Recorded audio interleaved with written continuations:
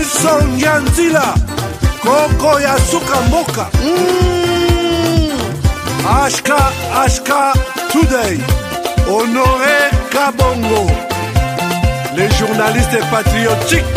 Bamamana este bobatelama, bobatelama nazambe o. Bamamana este bobatelama, bobatelama nazambe o. Akuna na yeturi bobatelama, bobatelama nazambe naleliyo. Beni Masisi. Kashaba motema pasi ebana bunagana e zambe alola abatela bino zambe Constant Dima beta matusa et FARDC l'équipe Amakasi la police nationale mama yo JR mama Christian Chiwewe les Djene patriotique Kembo Kembo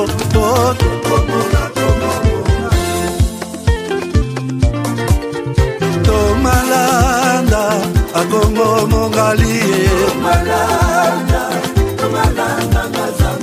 Nazemi okozema naleliyo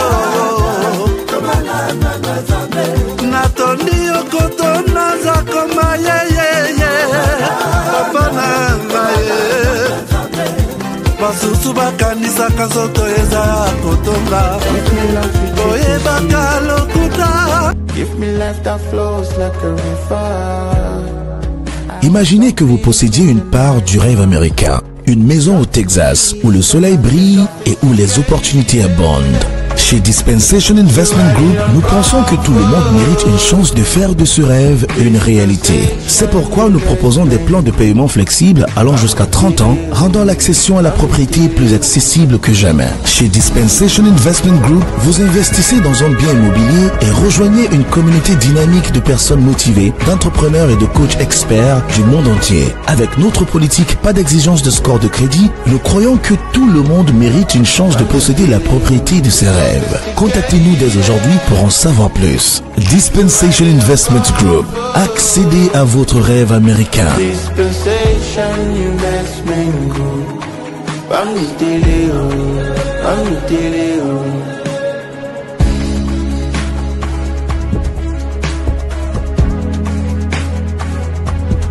Dispensation Investment Group.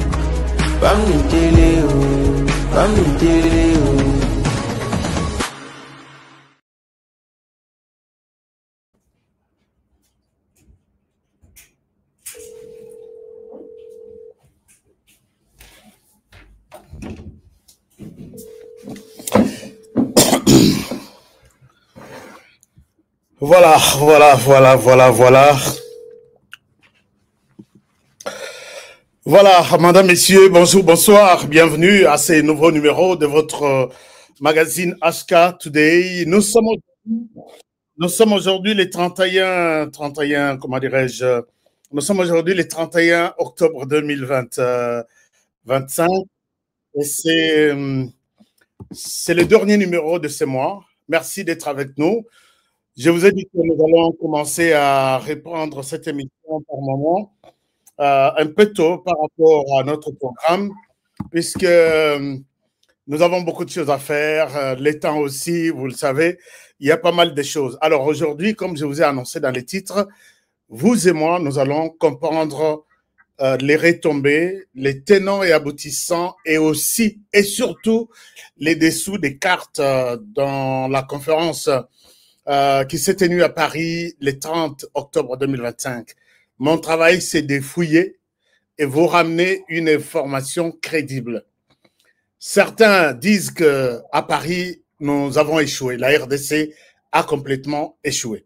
D'autres pensent qu'on n'a pas échoué. Le président de la République était clair avec sa position et nous avons gagné.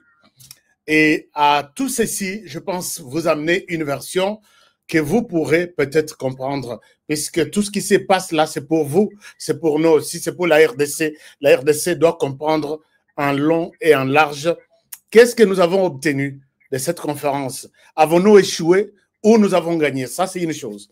La deuxième chose, quelle est la prochaine étape? Oui, ils ont parlé, ils ont décidé. Qu'est-ce que la RDC gagne?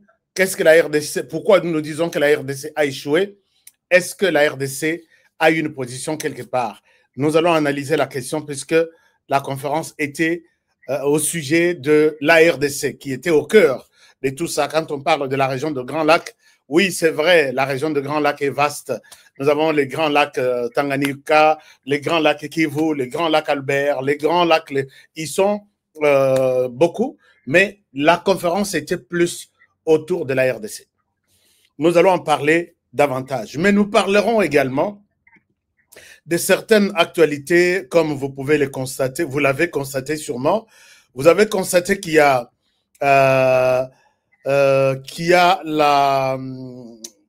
il y a une vague de suspension des partis politiques qui ont participé à la conférence sur Sauvons la RDC à Nairobi.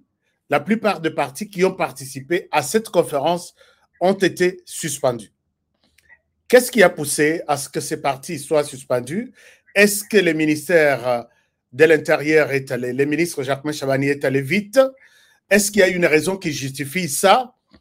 Est-ce que c'est une décision aussi prise de manière sentimentale? Nous allons examiner la question. Je vais vous en parler aujourd'hui. Et dans cette question, cette émission d'analyse approfondie et enquête, nous parlerons également d'une éventuelle coalition. Je parle au conditionnel, comme c'est que beaucoup de gens me disent, Aska, c'est au conditionnel. Oui, nous évitons de problèmes et nous mettons tout au conditionnel. Une éventuelle alliance, je peux le dire ainsi, entre les différentes forces politiques de l'opposition dans l'opposition.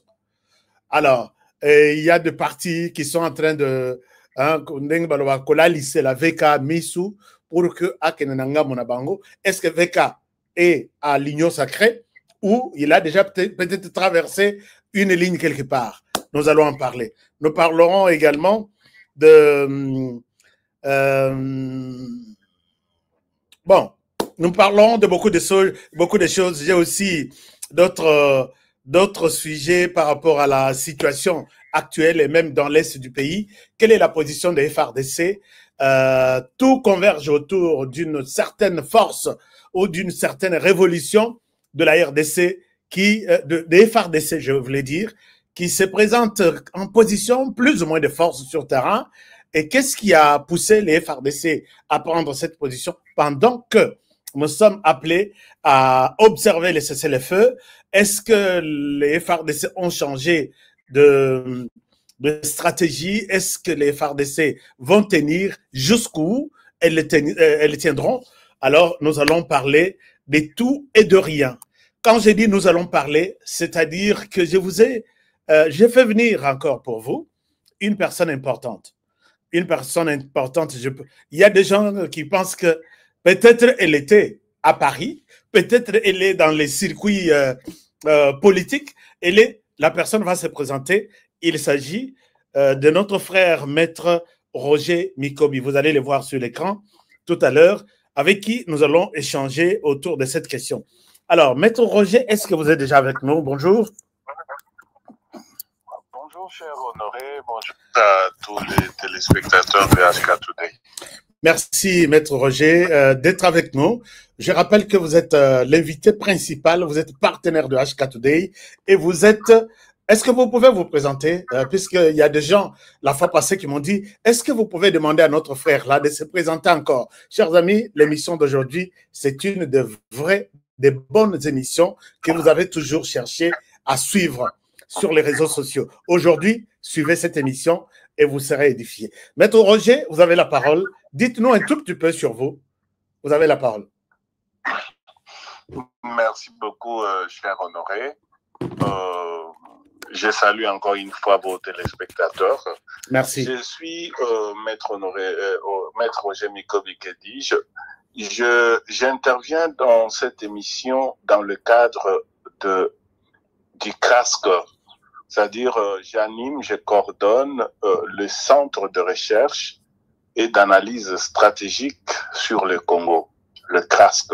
C'est ça la structure au nom de laquelle j'interviens, parce que nous sommes partenaires avec HK Today Télévision. Okay. Et en fait, nous nous occupons nous avons 3 axes de production de nos analyses. Nous avons l'axe politique, nous avons l'axe économique et financier, et puis nous avons l'axe environnemental et gestion développement durable.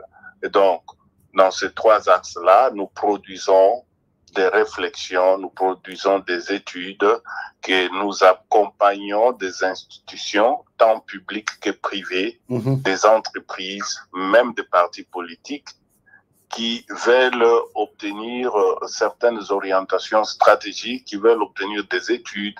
Nous faisons des études d'impact environnemental et social, nous faisons des études dans le domaine de la géostratégie pour orienter des décisions, pour orienter des réformes.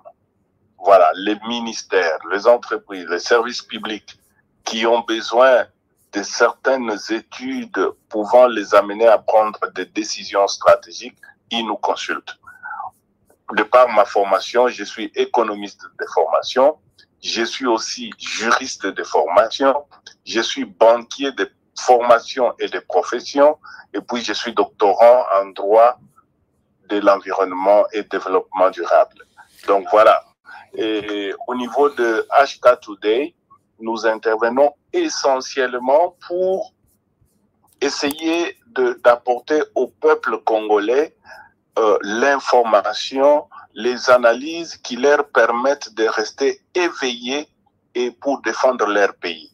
Parce que nous nous sommes rendus compte que les Congolais ne sont pas suffisamment intéressés par la question de leur pays. Ils laissent leur pays entre les mains de tout venant. Ils laissent leur pays, voire même entre les mains des étrangers. Les Congolais sont les seuls qui parlent moins de leur pays et qui se laissent manipuler.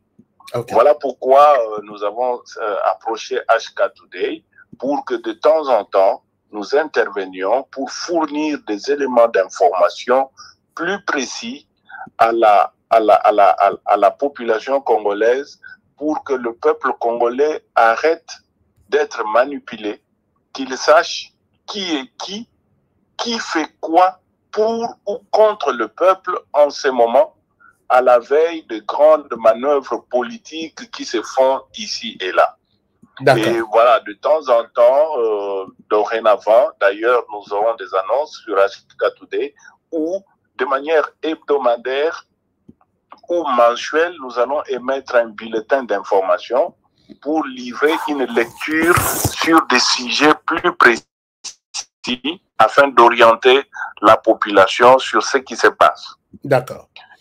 Dans le cadre de notre travail, toutes les institutions publiques, nous collaborons avec elles, les institutions privées, les partis politiques, tous ceux qui ont besoin de certaines lectures, des analyses plus spécifiques dans certains domaines, dans les 3 domaines que je viens de vous énumérer, ils peuvent toujours nous contacter pour obtenir notre apport. Voilà. Merci beaucoup, Maître Roger. C'est très important, le travail que vous faites. Allons tout de suite au sujet du jour. Alors, chers amis, je vous demande de partager ces sujets, de partager cette émission. L'émission qui a beaucoup d'informations aujourd'hui et de révélations surtout. Le premier sujet, c'est nous allons aller à Paris. Allons-y à Paris pour voir ce qui s'est passé autour de cette conférence, fameuse conférence organisée tambour battant par la France autour de la région de Grand Lac. Nous parlons de la RDC et du Rwanda qui a attaqué, qui a agressé la RDC.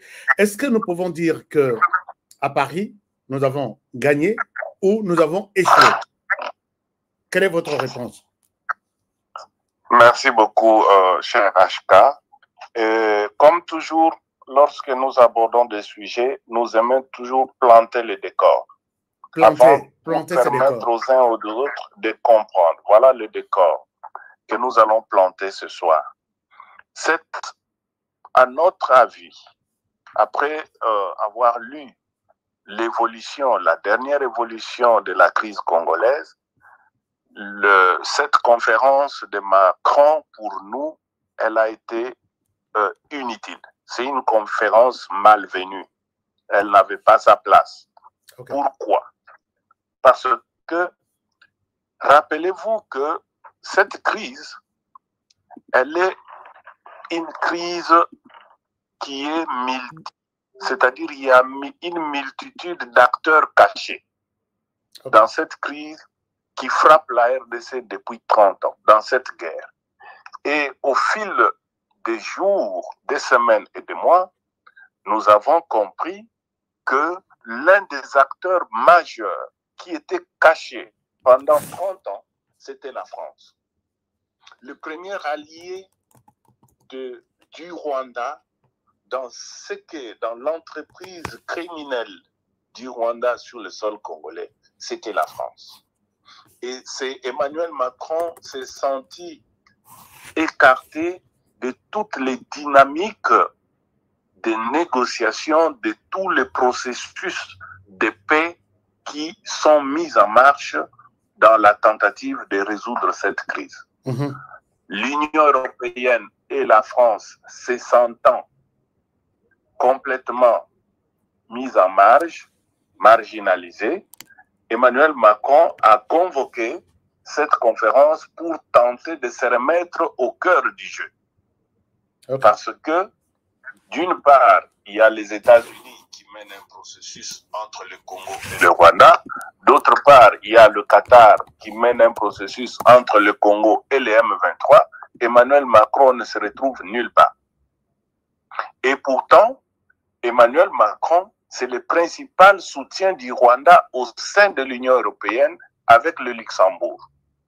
Les Congolais doivent savoir que depuis 2004 jusqu'à ce jour, l'Union européenne a signé une convention sur la chaîne d'approvisionnement des minerais stratégiques au Congo. Et c'est ça qui rapporte le gros du budget rwandais en termes d'exportation. Et les minerais stratégiques qui rentrent sur le sol de l'Union européenne, sur l'espace européen, ces minerais-là sont estampillés Made in Rwanda, alors qu'ils savent bel et bien que ce sont des minerais volés au Congo. Et ça dure depuis 2004. Le Congo n'a jamais demandé la fin de cette convention, de cet accord. Et le premier défenseur pour empêcher, parce qu'il y a eu une vague récemment de sanctions, et le Congo réclamait la suspension de cet accord sur les minerais stratégiques avec le Rwanda. Le premier défenseur du Rwanda au sein de l'Union européenne, c'est Emmanuel Macron et le Premier ministre luxembourgeois. Donc, pourquoi? Parce que le Rwanda est en train de jouer les gendarmes pour le compte de la France au Mozambique, en sécurisant les puits de pétrole de la société Total, qui en a pour plus de 20 milliards de dollars par là. Et donc, le Rwanda, c'est le poulain chouchouté de Macron. Les systèmes de défense, les radars, les missiles solaires qui sont déployés au Nord Kivu, qui utilisent les M23, ont été placés par les services secrets français. Ce sont des matériels, des équipements français et polonais. Donc, le Rwanda, que dis-je, la France, c'est un acteur majeur. La France n'est pas l'allié du Congo, c'est l'allié du Rwanda. Et donc, les Congolais, d'entrée de jeu, j'ai dit aux Congolais que la France n'a aucun rôle pacifique, aucun rôle de paix, aucun rôle de sécurité et de stabilité pour le Congo qu'elle peut plutôt procurer dans le cadre d'une conférence. Voilà. Et donc, cette conférence-là, elle a été malvenue. Cette conférence-là a des dessous de cartes. Cette conférence-là, les dessous de cartes, c'est le nom.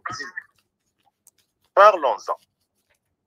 Je vais rappeler ici que cette guerre a commencé en 1996 et que la cause même pour laquelle le Rwanda chante aujourd'hui l'entrée des ex-FAR et des Interamwe devenus FDLR sur le sol congolais ont été favorisés par la France à travers son opération soi-disant humanitaire appelée Opération Turquoise.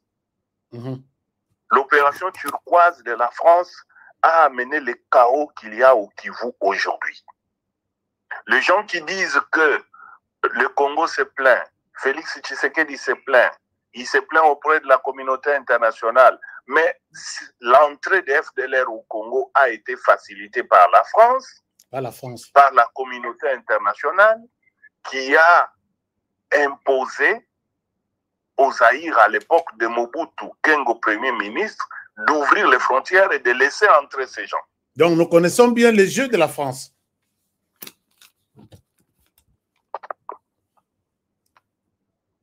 Est-ce que vous êtes là? Allô?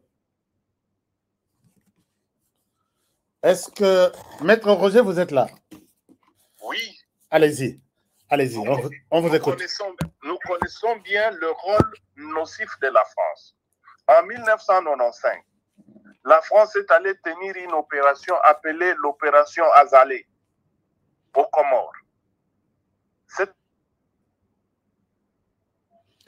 Là, on vous a perdu. Là, on vous a perdu. On vous a perdu. La France, de 2002 à 2015, la France a opéré en Côte d'Ivoire avec l'opération Licorne. Cette opération a amené la plus grande guerre et les morts qu'il y a eu entre Babo et Ouattara. De 2013 à 2016, la France a initié l'opération Sangaris en Centrafrique. Et tout le monde connaît les résultats.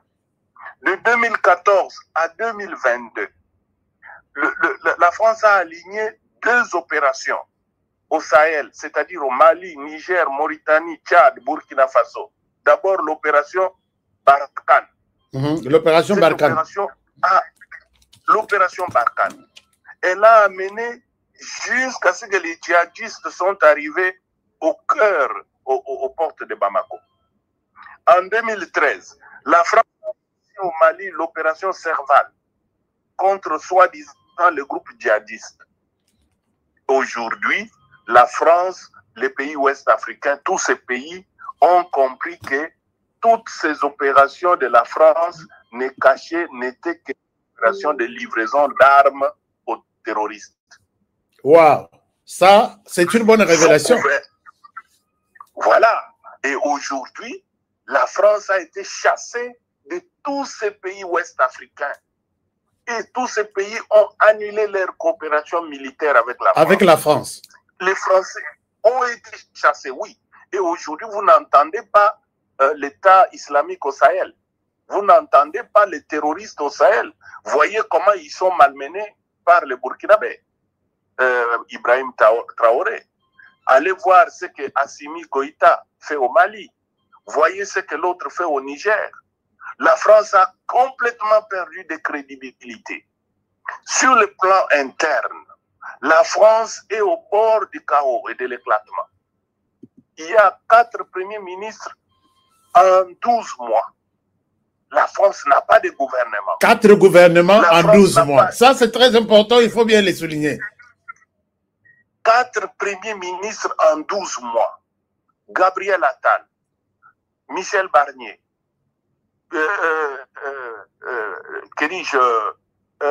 François Bayrou, Sébastien Lecornu. Mise en place, gouvernement à 15 h, démission à 7 h du matin le lendemain. Consultation, il les reconduit. La France est au bord du chaos, au bord de l'éclatement. Sur le plan économique, demandez tous ceux qui sont sur Paris, qui vivent en France aujourd'hui, c'est intenable, c'est irrespirable. Il y a même des voix appelant à la démission d'Emmanuel Macron. Tout le monde ne réclame que son départ en France. Donc voilà un président qui s'occupe de tout sauf de la France.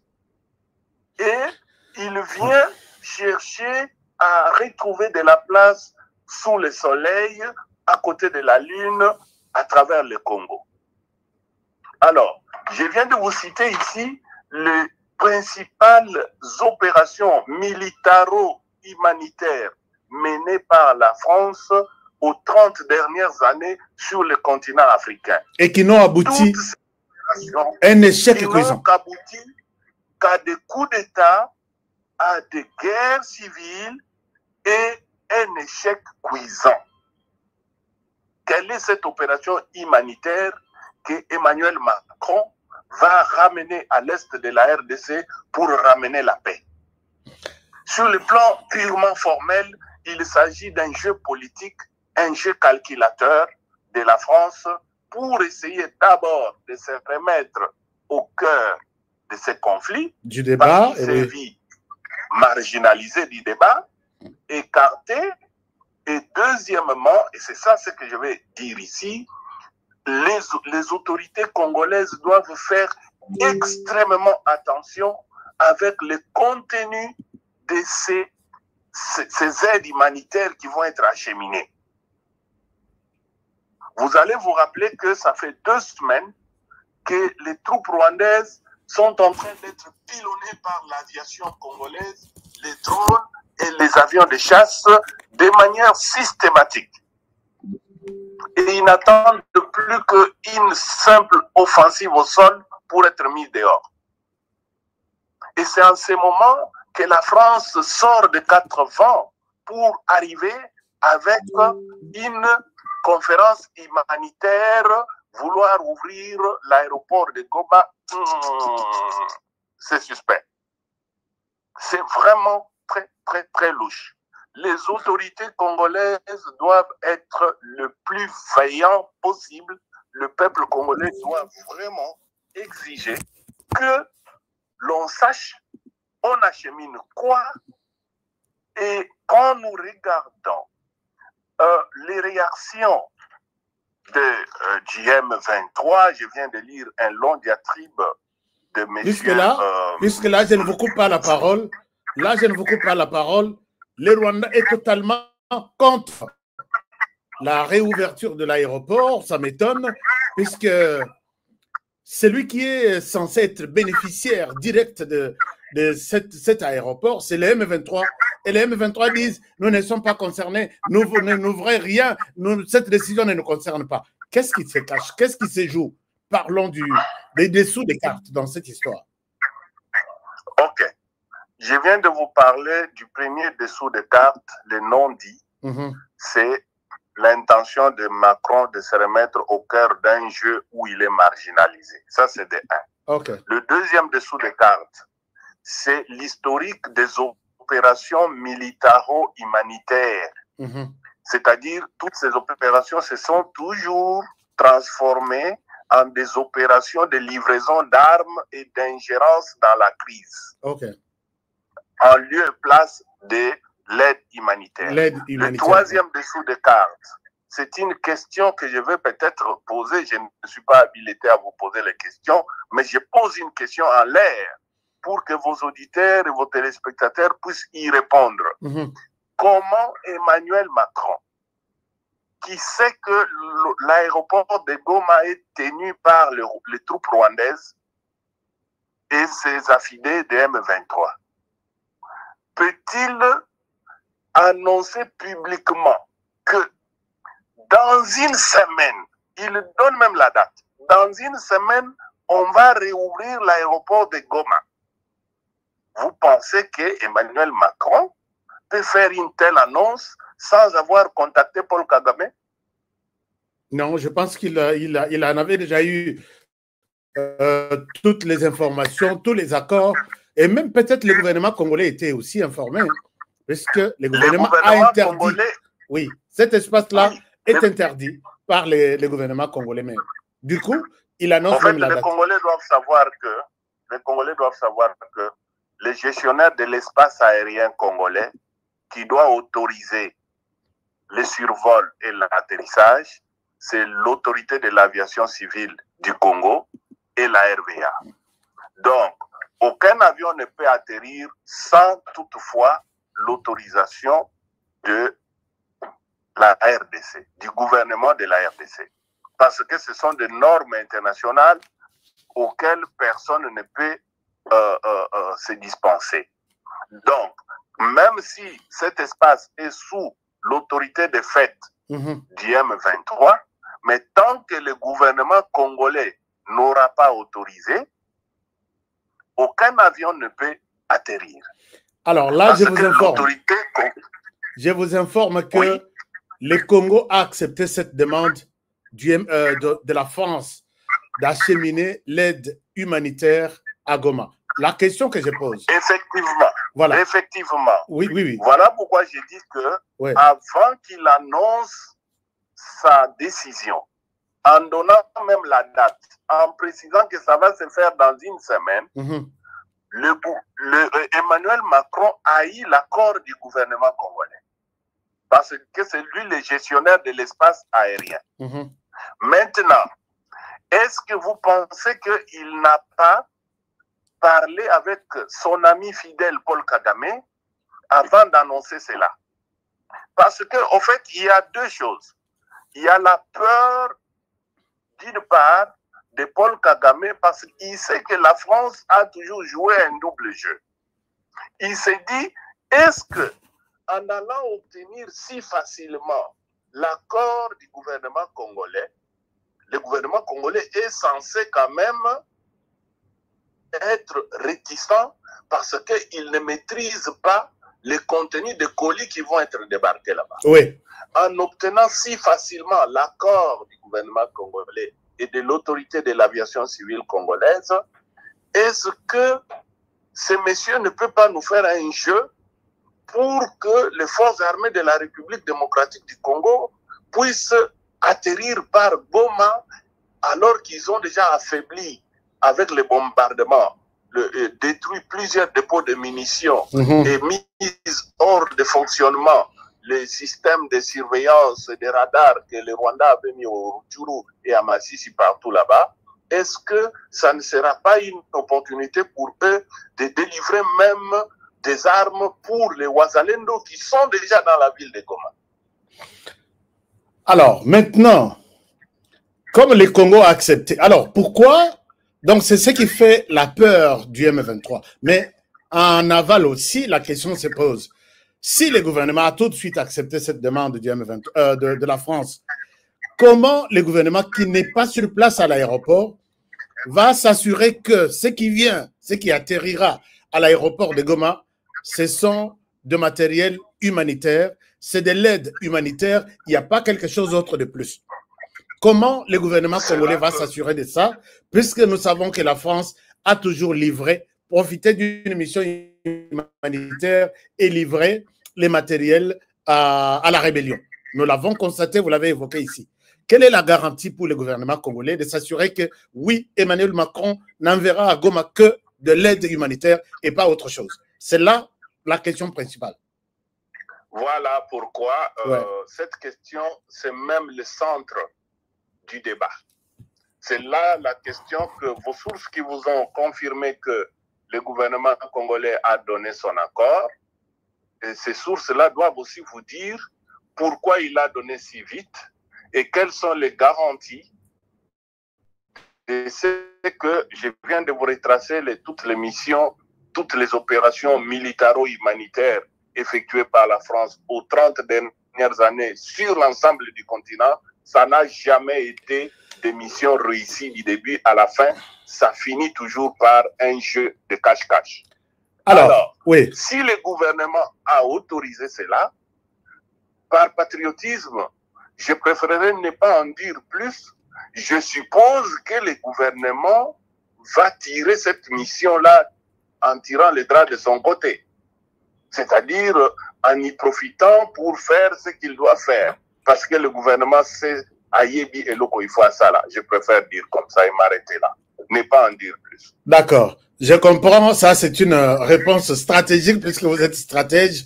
Parlons de la réponse du président de la République au sujet de cet éventuel accord régional, d'intégration régionale économique que la France voulait faire signer, veut faire signer aussi à la RDC, alors que cet accord a été refusé par Tshisekedi à Washington. Vous voyez quelque chose de caché derrière ça, où la France le fait par la bonne foi pour revenir sur les sujets, pendant que Tshisekedi lui-même l'a refusé.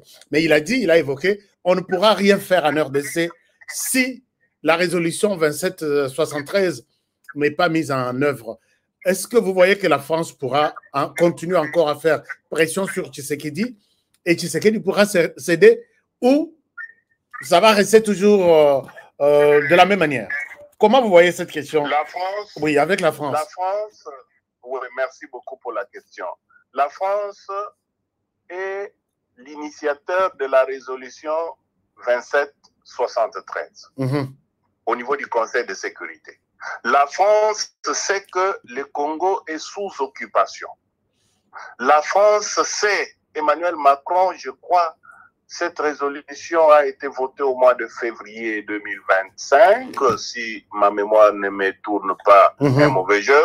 Mais au mois de mars, il y a un tweet d'Emmanuel Macron qui annonçait avoir eu un entretien avec Paul Kagame et qu'il y aura retrait des troupes rwandaises du sol congolais au mois de mars.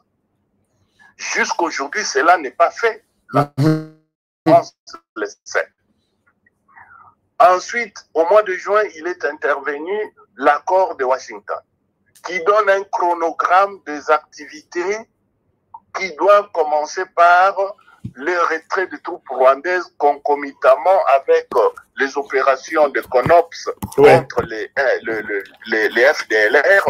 Ensuite, la normalisation, l'autorité, le redéploiement de l'autorité de l'État, la normalisation de relations diplomatiques et enfin l'accord d'intégration économique régionale.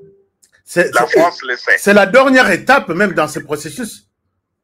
Alors, arrivé à Washington, la France étant absent de ce jeu, étant mis hors jeu par les Américains, souvenez-vous que ces mêmes Américains ont mis hors jeu l'Union européenne sur la question ukrainienne.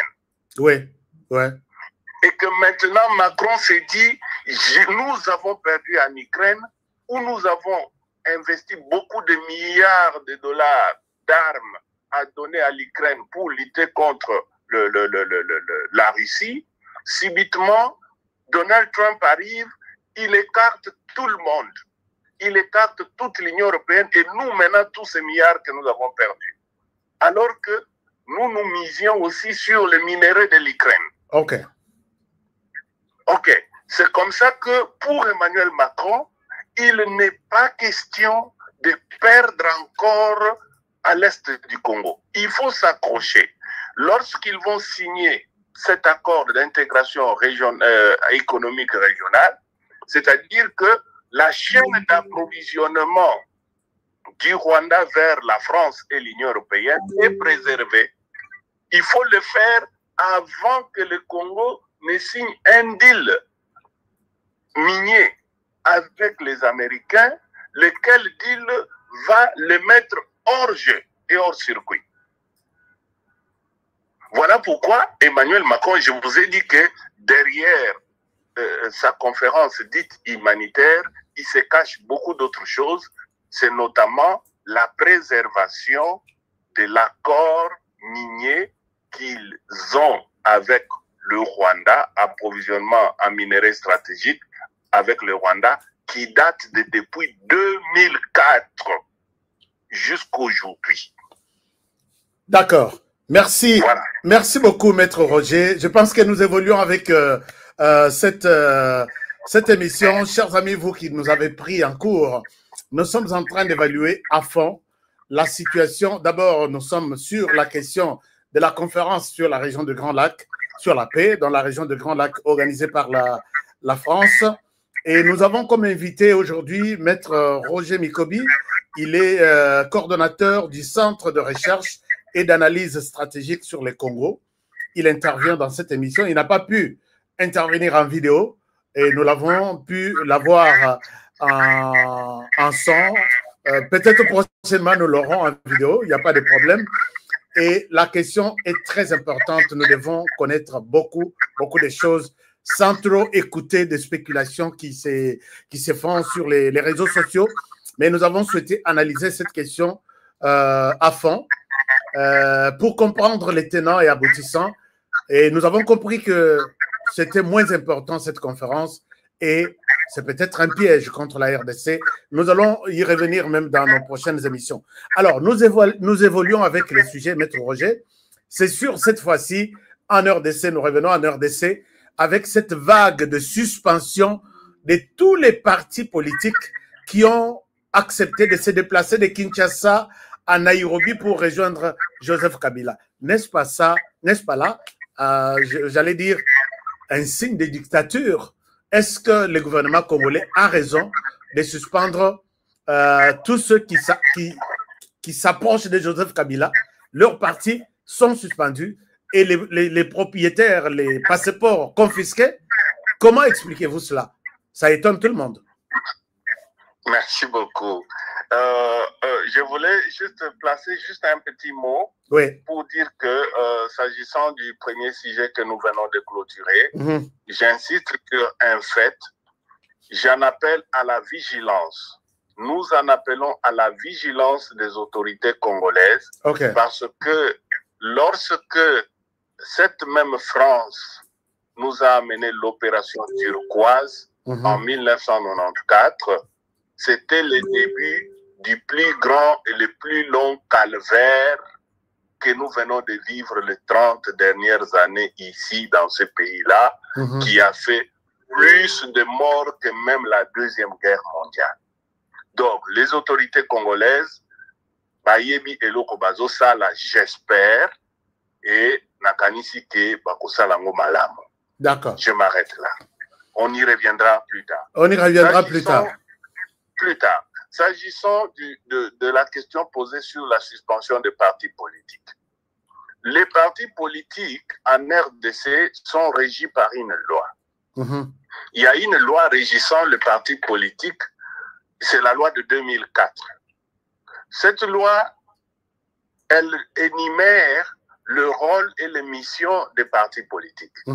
L'opposition politique est pacifique. La prise d'armes contre la République, c'est une infraction. C'est un acte de haute trahison. Toute personne qui prend les armes contre la République, c'est une personne qui n'a pas sa place au sein de la société congolaise. C'est ça l'esprit de la loi. L'opposition doit être pacifique. L'accession au pouvoir d'État doit se faire de manière pacifique. Sieur Joseph Kabila, condamné pour apologie de la rébellion, haute trahison et une kyrielle d'infraction, condamné à mort, c'est quelqu'un qui a déclaré ouvertement qu'il a les mêmes objectifs que la rébellion. Vous voyez? Et donc, toute personne qui va se réunir avec lui ne peut pas venir se présenter allègrement comme étant opposant pacifique. Non, on ne peut pas être à la fois dans l'opposition pacifique et en même temps s'associer avec quelqu'un qui prône les armes. Écoutez, le M23 a décidé de prendre les armes pour renverser les institutions de la République. Qui plus est en s'associant à une armée étrangère. C'est connu. Monsieur Joseph Kabila s'est réuni et il a été porté comme le numéro 1 du mouvement qui sont allés créer là-bas. À ce titre, ils ont adhéré aux mêmes objectifs que le M23, que M. Kabila. Vous voyez ce que c'est. Et donc, cette suspension, sur le plan purement politique, vise à couper à M. Kabila les relais qu'il s'est donné à Kinshasa pour mobiliser le peuple congolais et créer un consensus d'adhésion à son histoire. Donc, ce serait comme le M23 a envoyé ses délégués à Kinshasa pour venir sensibiliser les Congolais pendant que la branche armée reste là-bas en train de faire la guerre. On ne peut pas en même temps prôner la guerre et en même temps prôner l'opposition pacifique. C'est juste ça. Donc, ils doivent choisir un camp. Ils doivent choisir un camp.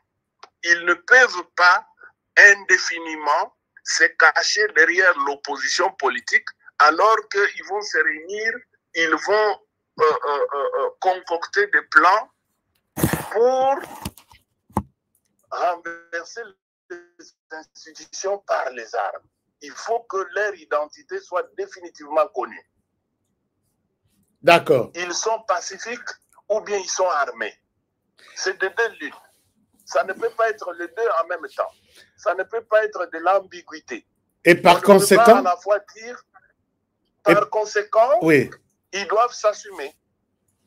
Donc ce n'est pas un signe de dictature. Non, non. Au fait, il y a un souci majeur dans notre pays. Vous savez, hier au Sénégal, il y a eu arrestation dans un journal, je crois, TFM, à Dakar. Les promoteurs de cette chaîne de télévision est en cavale en France. Et il est sous le coup d'un mandat d'arrêt international. Et la France est en train de discuter avec le Sénégal pour voir comment extrader ces messieurs vers le Sénégal. Parce qu'il est poursuivi pour atteinte à la sûreté de l'État. Okay. 2 journalistes l'ont appelé, comme vous m'avez appelé là, et ils l'ont passé sur leurs antennes. Ces journalistes ont été arrêtés et la radio est fermée. Vous pensez que le Sénégal est moins démocratique que la République démocratique du Congo? Alors, ici, nous sommes au paradis. Nous sommes au paradis quand on fait parler les Nanga, les Bissimois, tout. Non, cher Honoré. Voilà pourquoi nous, au niveau du CRASC, nous disons que la démocratie occidentale, telle qu'elle a été imposée aux Africains et aux Congolais, et telle qu'elle a été gobée par nous aveuglément, elle est incompatible avec notre développement. Et ça, nous en parlerons peut-être un autre jour. Et dans nos bulletins, ceux qui vont nous consulter en ligne, ils peuvent lire ça. Nous développons, comment dirais-je, de réflexions, des analyses qui démontrent par A plus B que cette démocratie, elle est piégeuse. Et c'est elle-même qui est même la source de notre malheur. Sachez que depuis 1994, c'est à cause de la démocratie que nous entrions dans la conférence nationale souveraine. Et qui s'en suivit par toute la crise chronique qui a même amené l'AFDL au pouvoir. Et que c'est à cause de cette... Pour nous, la démocratie signifie anarchie, libertinage, désordre, bref, le chaos. Ok. Or, les Congolais et les Africains ont urgemment besoin et en priorité du développement, de la sécurité et de la stabilité, de l'amélioration des conditions de vie de leur population. Je veux vous dire quelque chose. Oui. La Chine, qui siège au Conseil de sécurité des Nations Unies, avec droit de veto, n'est-ce pas? Oui. Elle siège là-bas, elle est respectée dans le monde parce que c'est la première puissance commerciale au monde, la Chine. Ce n'est pas une démocratie occidentale. La Russie, qui siège au Conseil de sécurité des Nations Unies, n'est pas une démocratie occidentale. C'est la première puissance nucléaire au monde. Elle est respectée à cause de ça. Le petit Rwanda qui nous malmène ici à côté, qui est même chouchouté par le grand démocrate Macron, ce n'est pas une démocratie. Est-ce que vous comprenez? Et même certains Congolais envient les Rwandais. Monsieur Ambongo a dit ici que Paul Kagame... Je voulais citer même son exemple qui a dit c'est un président modèle. Ce président modèle-là n'a pas d'opposant. Ce président modèle-là ne laisse pas parler Sasenko. Ce président modèle-là n'admet aucune critique. Ce président modèle-là surveille même les réseaux sociaux. Même les tweets des journalistes sont surveillés. Ce président modèle-là ne laisse parler aucun média et aucune voix discordante. Mais le cardinal du Congo l'appelle un modèle. Voyez-vous? Donc vous voyez à quel point nous sommes vraiment abrutis par la démocratie en croyant que la démocratie égale désordre. La démocratie ne signifie pas que vous êtes un opposant politique qui a choisi la lutte non armée. Vous allez vous réunir avec les gens qui ont pris les armes et qui sont en train de lutter pour renverser les institutions légalement établies et qu'on doit vous laisser au nom de la démocratie. Non, ça ce n'est pas la démocratie. C'est le désordre. Alors, c'est ce désordre-là qui nous a amenés là où nous sommes. C'est un désordre, nous l'avons constaté aussi. Mais revenons un tout petit peu sur la question de sauvons la RDC. Il ne faut pas dire sauvons le Congo.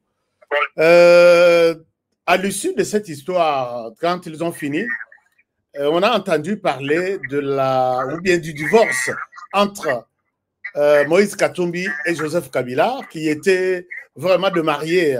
Ils se sont réconciliés, ils sont revenus, ils ont même travaillé d'après les rapports du Conseil de sécurité des Nations Unies.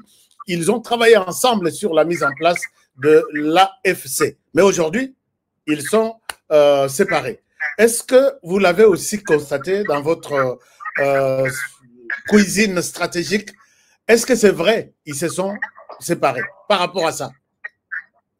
Effectivement, nous avions annoncé ça ici au lendemain de cette activité de Nairobi. Nous avions annoncé que on a annoncé ça brûlait entre les deux. Oui, oui.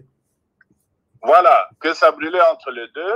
Et nous avons démontré comment Kabila a procédé pour ratisser, pour débaucher autour de Katumbi, dans toute la cour de Katumbi qui est restée aujourd'hui vide.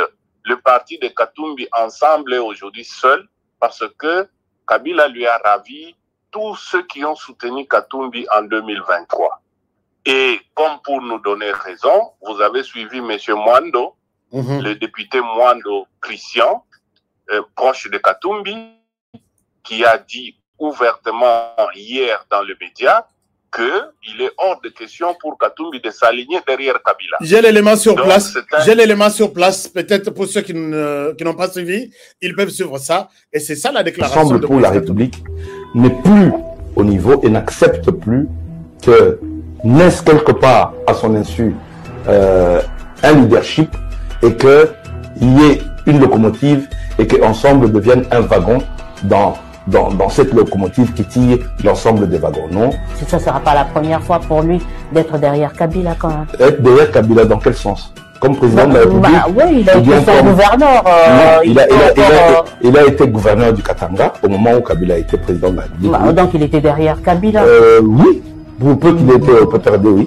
Donc il peut encore revenir derrière Kabila. Non, aujourd'hui Kabila n'est plus président de la République. Kabila, c'est un citoyen congolais, président honoraire, qui a son mouvement politique, tout comme Katumbi a son mouvement politique. Donc il n'est pas question de considérer que l'un peut convoquer l'autre comme on convoque un collaborateur.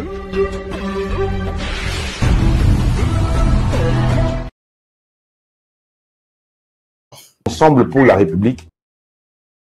Vous avez suivi M. Mwando qui confirme qu'ils ne sont pas des petits-enfants pour être appelés par un leader comme les leurs.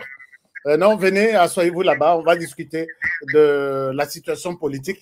Et ils disent ne pas être prêts.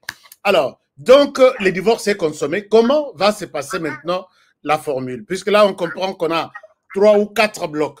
Bloc de Kabila et les autres qui l'ont suivi. Bloc de Katumbi, pour l'instant, Katumbi est seul. Bloc de Fayoulou et les autres, et les blocs du gouvernement. Comment est-ce qu'il y a des éventuelles alliances? Comment va se passer cette situation politique auprès des leaders, soi-disant, de l'opposition, d'après vous? Merci beaucoup. D'ailleurs, donc vous venez de voir, de suivre à travers le propos de M. Mwando, oui, que ce que nous disions sur vos antennes il y a quelques semaines était vrai. Et donc, c'est consommé entre les deux hommes. Et les gens peuvent peut-être penser que non, ils font un jeu pour se remettre encore ensemble après. Mais écoutez, les alliances se font et se défont selon les enjeux qui sont en présence. Quel est l'enjeu actuel de cette alliance que Kabila a fait? L'enjeu actuel, c'est le fameux dialogue qui se profile à l'horizon. Kabila veut se présenter dans ce dialogue-là comme étant le plus grand groupe, le leader du plus grand groupe de politiciens en face du gouvernement, en face de Tshisekedi. Mais là, il a échoué, voilà, puisque Katumbi ne voit pas les choses de cette manière. Fayoulou, même chose. Je ne sais pas, Kabound qui a annoncé une conférence de presse d'ici là, je ne pense pas qu'il partagera le même avis. Comment Kabila va s'en prendre? Non, non, en fait, j'étais en train de dire que ouais, l'enjeu, le but, le motif, le mobile le plus, comment dirais-je, la motivation principale de cette entreprise montée par M. Kabila, c'est de se faire une santé politique pour se présenter en cas d'un éventuel dialogue, se présenter face à Tshisekedi et l'Union sacrée comme étant l'interlocuteur principal. Et que, parce que l'interlocuteur principal, c'est-à-dire celui qui a fédéré le plus grand nombre d'opposants derrière lui, qui se reconnaissent en son autorité. Comme ça, lui va avoir du poids pour discuter face à face, nez à nez, avec le groupe de M. Tshisekedi. Et en ce moment-là, M. Katumbi sera comment dirais-je, minorisé. Il sera mis en minorité. Il ne représentera pas grand-chose. Alors, donc, dans ces dialogues-là, parce qu'il y aura dialogue, ça, c'est indubitable. Même le président Tshisekedi l'a reconnu qu'il y aura dialogue. Quel que soit le format, il y aura un dialogue. Parce qu'à un moment donné, il va falloir s'asseoir pour dire, écoutez, il y a des élections à faire, comment on va réformer la CENI, comment on va faire ci et ça, lever les grandes options pour faire un consensus avant d'aller aux élections. Il y aura un dialogue. Et ce dialogue-là, M. Tshisekedi, le président Tshisekedi a dit, ça ne sera pas le dialogue dans le format piégé de la Cinco. Ça sera un dialogue national. OK. Dans ce dialogue-là, quels sont les grands groupes qui vont se présenter? Le premier grand groupe, c'est le groupe du gouvernement, représenté par Félix Tshisekedi et son union sacrée, tel que remodelé, recomposé, qui est là. Le deuxième groupe en face, le deuxième groupe en face, c'est ce groupe que se disputent Katumbi et Kabila. Et donc, il y a le groupe c'est-à-dire ceux qui se présentent comme étant des opposants, mais qui en réalité sont des alliés du Rwanda et de la rébellion. Il y a Katumbi et Kabila, les deux. Alors, leur guerre interne, les divorces qu'ils font là, c'est une guerre de leadership, mais ils sont un même bloc des opposants proches du Rwanda. Et qui ont raflé un grand nombre d'opposants. Voilà, ils ont raflé un grand nombre d'opposants, mais ce sont des opposants qui n'ont aucun poids sur la place. Attention, l'autre fois on en a parlé. Ce sont des opposants, ils ne sont que de nom. Ils se représentent pour eux-mêmes et par eux-mêmes. Voilà pourquoi nous, au niveau du CRASC, quand nous intervenons ici, c'est pour aussi éveiller les Congolais, informer les Congolais que, attention, ces personnes-là ne représentent que leur propre personne. Alors, ne les laissez pas vous prendre en otage, ne les laissez pas décider de votre destin, eux qui ne représentent que eux-mêmes. Voilà. Le troisième groupe, c'est le groupe de gens qui ne sont pas allés à Nairobi, des gens qui ne sont pas proches du Rwanda, qui dénoncent le Rwanda, qui dénoncent le M23. C'est là-dedans que vous retrouvez M. Fayoulou, M. Kabound et tous les autres qui peuvent encore s'agiter en interne ici, notamment Sesanga. Sesanga, c'est un juriste. Il a compris que s'il part là-bas, il aura un problème. Son parti sera aussi truc. Alors, c'est comme ça qu'il nage entre les deux. Il a été prudent de ne pas aller là-bas parce qu'il savait ce qui attendait les gens qui iraient là-bas. Donc, pour le moment, il est resté comme opposant. Non. Alors, je pense que Maître Roger est parti alors qu'il est en train de nous dessiner une très très bonne réflexion, une très très bonne carte par rapport à la situation en cours. Donc, nous allons peut-être tenter de revenir vers lui et voir ce qui se passe. Mais la réalité est que les katumbistes, donc Ensemble pour la République, voilà, Maître Roger est de retour avec nous. Donc, mais on a les trois grands groupes. Oui. Les trois grands groupes que je viens de décrire. Et il y aura un quatrième groupe, c'est le groupe de la société civile. La société civile qui, en réalité, elle ne l'est que de nom parce que cette société civile-là, elle est fragmentée, elle est dispersée et il a plusieurs tendances qui sont accrochées aux mamelles des groupes politiques. Puisque j'ai vu même peut-être à titre d'information, j'ai vu les jeunes de la Lucha signer la charte de sauvant la RDC à Nairobi. Donc, voilà, qui était considéré comme membre faisant partie de la société civile. Et là, on ne comprend pas qui est de la société civile et qui ne l'est pas. Alors, maintenant, peut-être un autre volet de choses. Il y a les katumbistes qui sont en train de faire des yeux doux à Vital Kamerhe. Acceptez que je vous mette cette vidéo. Vous allez comprendre et vous allez nous expliquer les contextes avant de terminer avec votre réflexion, puisque nous tendons vers la fin de cet échange. Je vous mets ici Mike Mukebayi qui parle au nom et pour les comptes de Ensemble pour la République. Donc, un message à l'endroit de Vital Kamerhe de pouvoir les rejoindre. Suivez ça, je vous reviens tout à l'heure. À Vital Kamerhe, je crois qu'il a compris que son sort était scellé. Si ça n'avait pas été le cas, je crois que finalement, il l'a intériorisé avec la désignation de Aimé Boji comme candidat unique à l'élection du président du bureau de l'Assemblée nationale. En son temps, Louis Kamerhe, il lui avait été imposé une primaire. Parce qu'en fait, c'est lui qui est le chef de file de sa coalition. Il ne souhaitait pas que ce soit lui. Il se disait que peut-être par la primaire, ce serait une façon de l'écarter démocratiquement. Candidat imposé, unique ici, Aimé Boji. Hier, Kamerhe, non. Tshisekedi est démocrate. Et voilà d'ailleurs pourquoi il ouvre une primaire au sein de l'Union sacrée.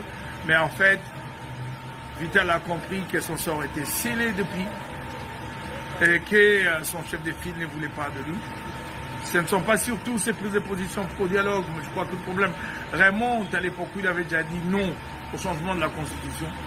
Et je l'encourage à continuer à assumer cette position. Et peut-être qu'un jour, il faudra se passer de passerelle pour voir dans quelle mesure on peut porter ce combat-là ensemble.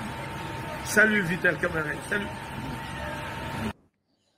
Alors, Maître Roger, vous avez suivi Mike Mukebai qui envoie un message clair à Vital Kamerhe. Est-ce que vous voyez une alliance entre Vital Kamerhe et Moïse Katumbi? Et tout à l'heure, vous l'avez dit que Katumbi et Kabila sont ensemble et ils soutiennent les Rwandais. Et vous voyez donc Vital Kamerhe soutenir les Rwandais, par exemple. Quel est votre point de vue par rapport à ça? Voilà, merci beaucoup. Je pense que ces propos de Mike Mukebai qui parle au nom de Moïse Katumbi, parce que, attention, au niveau de Kinshasa, quand on parle d'ensemble, c'est Mike Mukebai qui parle. Hein? Ça, ouais. C'est clair. C'est très indicatif. Il y a quelques semaines, lorsque nous débriefions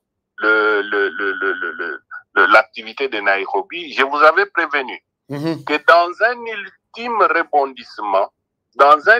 rebondissement, il sera possible, et ça sera même sous la facilitation de la CENCO, de surfer sur les frustrations de Vital Kamerhe pour les relier avec Moïse Katumbi.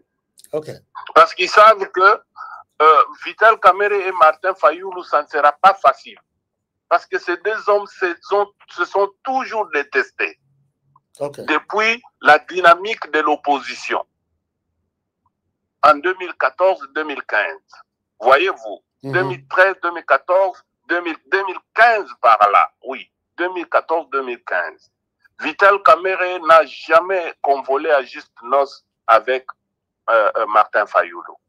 Il sera très facile pour la CENCO de mettre ensemble Vital Kamerhe et Moïse Katumbi.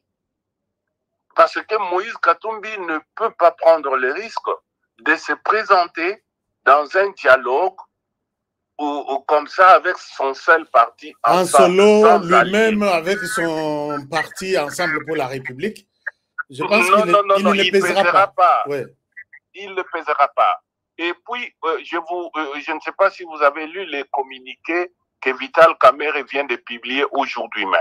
Il a soutenu Aimé Boji, alors qu'ils sont en contradiction, en conflit avec Aimé Boji. Ils ne se parlent même pas. Et du coup, je vois VK lui apporter son soutien avec l'ensemble de son parti politique. Qu'est-ce qui se cache là pour que Aimé Boji, avec qui ils ne sont pas en bonne relation, devienne son remplaçant à l'Assemblée nationale? Non. Vous n'avez pas bien lu les communiqués. Oui. Vous n'avez pas bien lu les communiqués de Vital Kamerhe. Essayez de les relire. À aucun moment, il dit qu'il prend acte. Il prend acte de la décision de l'autorité de référence de l'Union sacrée. Et donc, il s'incline devant cette décision qui est conforme à la charte de l'Union sacrée. Mais il n'appelle pas ces cadres, ces députés à soutenir Aimé Boji. Il ne dit pas ça. Il dit à ces cadres de se souder autour des idéaux de la République. Donc, les idéaux de la République, donc, il appelle ses députés à voter... Non, par idéaux de la République, il dit notamment le retour de la paix à l'est du pays. Alors, qu'est-ce qu'il veut dire par là? Donc, Aimé Boji... Non, mais il n'a pas appelé à voter pour Aimé Boji. En réalité, il dit tout simplement, il prend acte. Et puis, il s'était. Donc, c'est déjà quelque chose qui annonce pas de bons lendemains. OK. Entre Vital Kamerhe et l'Union sacrée. Ça, vous pouvez prendre date aujourd'hui. Ça, c'est clair. Vous allez voir que dans les prochains jours, le discours va aller en progressant. Relisez ces communiqués. Ceux qui l'ont, ils peuvent aussi les lire. Entre les lignes, ils vont comprendre que Vital Kamerhe dit ok, je prends acte, il n'y a pas de problème, on va voir, l'avenir nous dira. Voilà. Et donc, dans un ultime rebondissement, il est possible que, avec ces appels de pied que lance déjà le camp de Katumbi en direction de Vital Kamerhe pour dire que Vital Kamerhe était déjà opposé à la révision de la Constitution, il est fort possible qu'avec l'appui de la Senko, ces deux hommes puissent se mettre composés ensemble pour peser vis-à-vis de Kabila et son groupe de Sauvons le Congo, qui d'ailleurs tous ils sont en perte de vitesse parce qu'ils sont tous suspendus, alors que Kamerhe a toute une machine qu'il appelle INC, donc qui peut bien faire le jeu avec ensemble.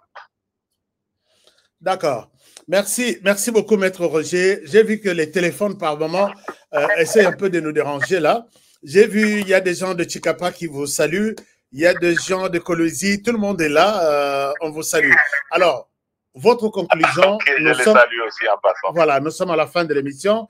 Peut-être nous allons évaluer la semaine prochaine les retombées de la conférence de Paris. Nous allons évaluer également ce qui se passe à l'Assemblée nationale et aussi la situation sécuritaire sur terrain. J'ai appris même, je ne sais pas si vous êtes aussi au courant, que les FARDC ont contourné les systèmes missiles solaires. C'est pourquoi ils font des défilés même jusqu'à Goma et rien ne peut les attaquer. Vous avez aussi appris ça. Qu'est-ce qu'ils ont fait? Quelle est la magie? Non, mais nous, on ne fait pas trop de commentaires sur les questions militaires parce que ça relève vraiment de la stratégie. Mais il est un constat que depuis bientôt 2 semaines, depuis 10 jours par là, l'aviation congolaise a repris du service et que le système de défense des radars, des missiles solaires qui étaient mis là-bas ne fonctionne plus. Ça, c'est clair. Même le ministre rwandais des Affaires étrangères, à la sortie de la réunion de Paris hier, il a dit ouvertement que voilà, ils sont en train de déplorer les bombardements. Et donc, les bombardements ont repris. Les avions ont repris, alors que les avions ne volaient plus depuis un certain temps. Et puis, il y a des matériels de marque polonais et français qui ont été abandonnés dans les massifs parce que ça ne fonctionne plus. Donc, les FARDC en face, ils ont trouvé certainement des méthodes de contournement à travers d'autres équipements. Donc, parce que, en fait, la guerre aujourd'hui, elle est électronique. La guerre aujourd'hui ne se gagne pas avec la force brute. La guerre se gagne avec 2 choses. 1, l'information, les renseignements. 2, l'électronique. Donc, celui qui détient l'information détient les pouvoirs, a les pouvoirs. Mais je ne sais pas toutes les informations que nous avons. Nous allons les donner où? À qui? Alors, chers amis, vous avez intérêt, si vous voulez évoluer avec les histoires, vous avez intérêt à nous rejoindre pour prendre les informations que nous avons, toutes fraîches de terrain chaque jour. Alors, je vous écoute, Maître Roger. Peut-être votre conclusion par rapport à l'émission d'aujourd'hui. Vous avez encore la parole. Merci beaucoup. Je remercie HK Today, le centre de recherche et d'analyse stratégique sur le Congo. Nous allons de temps en temps, comme je disais d'entame, nous sommes en train de conclure un partenariat avec HK Today pour passer ne serait-ce qu'une fois la semaine ou le mois, essentiellement pour éveiller les Congolais, donner la bonne information aux Congolais afin d'éviter la manipulation. Ouais. Les Congolais sont manipulés. Les Congolais sont très distraits. Les Congolais sont distraits par les choses alors que leur pays est en train d'être assujetti. D'abord assujetti, pas seulement par l'étranger, mais assujetti par une classe politique des personnes qui sont à la solde de l'étranger et qui gèrent les Congolais juste pour les endormir. Je vais prendre un exemple simple, cher Honoré. Vous êtes en Occident, vous êtes aux États-Unis, vous voyez ce qui se passe ici. Les Congolais cherchent à quitter le pays pour aller à l'étranger, soi-disant pour aller chercher mieux parce que chez eux, ça ne va pas. N'est-ce pas? Tandis que ceux qui les dirigent, ce sont des personnes qui quittent l'étranger pour aller là où ça ne va pas.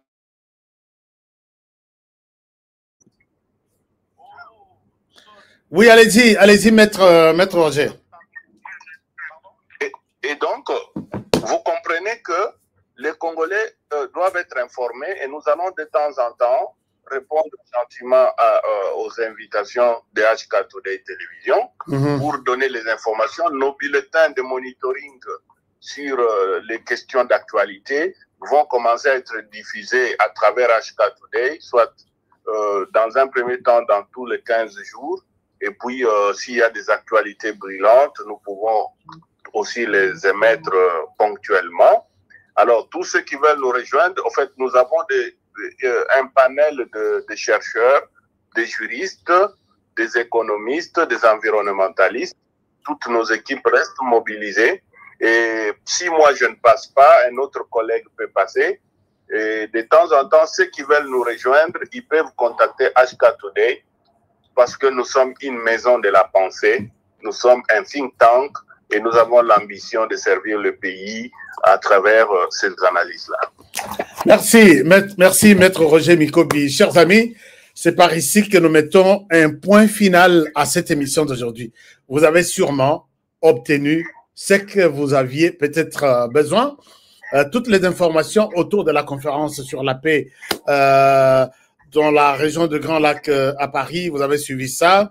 Vous avez également suivi nos analyses sur les divorces éventuels ou consommés déjà peut-être entre sauvons la RDC, sauvons le Congo, Ensemble pour la République, et ceux qui tentent de se réconcilier ou de créer des alliances, Vital Kamerhe avec Moïse Katumbi, et finalement, on ne sait pas où est-ce que la RDC nous amène pour l'instant.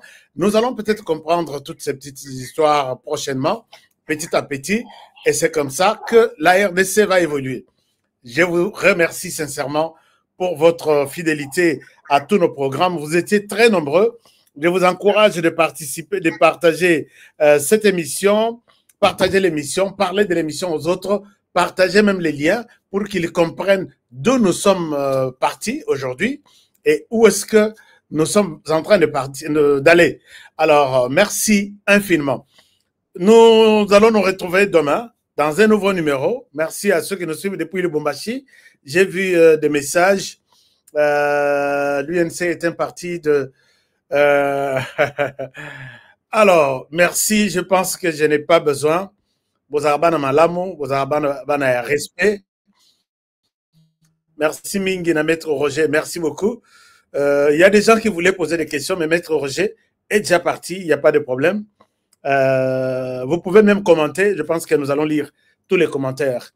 Chers amis, je ne peux vous souhaiter d'abord vous dire combien je vous aime et je vous souhaite un très très bon week-end. Soyez toujours fidèles. Demain, je vais encore vous retrouver avec un nouveau numéro.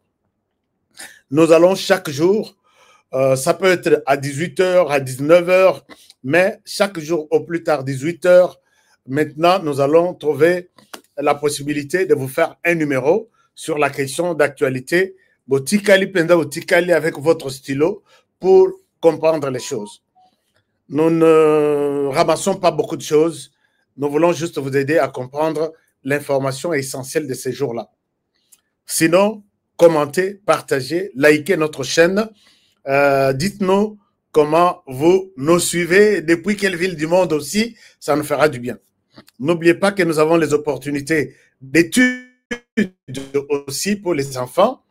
Nous avons les opportunités de business, des affaires pour tout le monde, à l'intérieur du pays, tout comme à l'extérieur. Vous pouvez faire votre business avec nous. C'est en termes d'investissement immobilier. Aux États-Unis, tout comme en RDC, nous avons tous les contacts. Vous pouvez nous suivre. Voilà. Vous pouvez nous suivre, vous pouvez appeler sur les numéros en RDC, c'est ici, les derniers numéros, pour avoir un espace en RDC. Aux États-Unis, vous pouvez appeler à ces numéros ou vous pouvez appeler à nos numéros qui passent dans les spots. Prenez bien soin de vous et travaillons tous dans la beauté des choses, car chaque jour est une vie. Et surtout, je vous encourage de faire les affaires avec nous en utilisant TapTapSend. C'est très important. TapTapSend est là, sans oublier votre code promo qui est HKToday. HKToday, c'est votre code promo. Et puis, vous allez aussi utiliser l'été. Bandeko Bazotunangai. Ten à Paris, je pense que c'est déjà arrivé ou c'est en train d'arriver, puisque moi, ravitaillement exultant, Bandekoya Canada, même chose. Je pense que tous les numéros qui passent ici en bas, tous les jours, c'est là où vous pouvez trouver votre produit. Vous piquez un numéro et votre localisation, vous les appelez, ils vont vous donner le produit. Je vous retrouve demain pour le prochain numéro. Protégeons la RDC, protégeons le président de la République, protégez votre émission HKToday TV et puis protégez-moi aussi. Vous suivez quelque chose, vous tombez sur une information, souvenez-vous de HK. À demain et bonne soirée chez vous. Au revoir.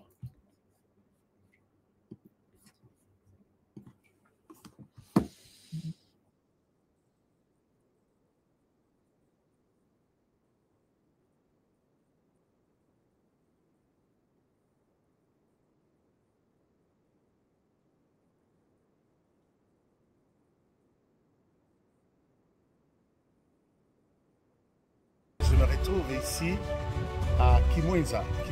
Je suis venu voir pour vous. Moi, j'ai toujours aimé voir avec mes yeux et non avec les yeux des autres. Nous sommes à proximité directe de la grande rocade de Kinshasa, cette autoroute moderne qui relie Njili Brasserie, l'aéroport et traverse jusqu'à Ngaliema. Un emplacement stratégique qui place votre futur terrain au centre du développement de la capitale. Ici, nous sommes, tout est déjà loti, tout est déjà bien cadré par les services de cadastre. Regardez autour, des avenues tracées portant des noms inspirants comme l'avenue de l'Arbre du Bonheur ou encore l'avenue des Pommes Rouges. Et tout ça, ce sont des parcelles sur l'Arbre du Bonheur. Tout est organisé, tout est planifié. Ici, vous n'achetez pas un simple espace, vous investissez dans un avenir structuré. Imaginez, votre maison familiale, moderne et sécurisée, en plein cœur de Kinshasa. Un espace commercial prospère, placé au carrefour des grandes voies.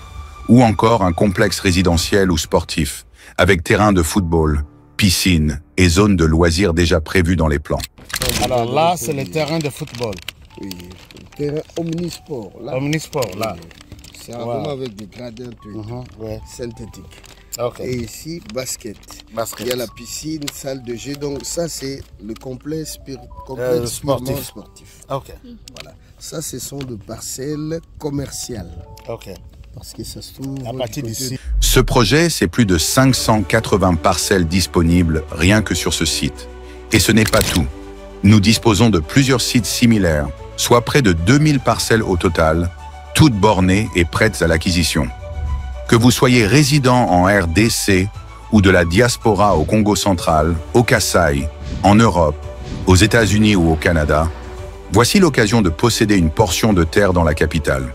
Documents sécurisés, transparence garantie et accompagnement sur mesure pour chaque acquéreur. Ne laissez pas passer cette chance. Comme on dit, les retardataires ont toujours tort. Contactez-nous dès aujourd'hui et venez découvrir par vous-même ce que beaucoup appellent déjà la Kinshasa de demain. Votre partenaire de confiance pour bâtir l'avenir. Give me luck, sweet, treat me sweet. Give me life that flows like a river. Imaginez que vous possédiez une part du rêve américain. Une maison au Texas où le soleil brille et où les opportunités abondent. Chez Dispensation Investment Group, nous pensons que tout le monde mérite une chance de faire de ce rêve une réalité. C'est pourquoi nous proposons des plans de paiement flexibles allant jusqu'à 30 ans, rendant l'accession à la propriété plus accessible que jamais. Chez Dispensation Investment Group, vous investissez dans un bien immobilier et rejoignez une communauté dynamique de personnes motivées, d'entrepreneurs et de coachs experts du monde entier. Avec notre politique, pas d'exigence de score de crédit, nous croyons que tout le monde mérite une chance de posséder la propriété de ses rêves. Contactez-nous dès aujourd'hui pour en savoir plus. Dispensation Investment Group. Accédez à votre rêve américain. Dispensation Investment Group.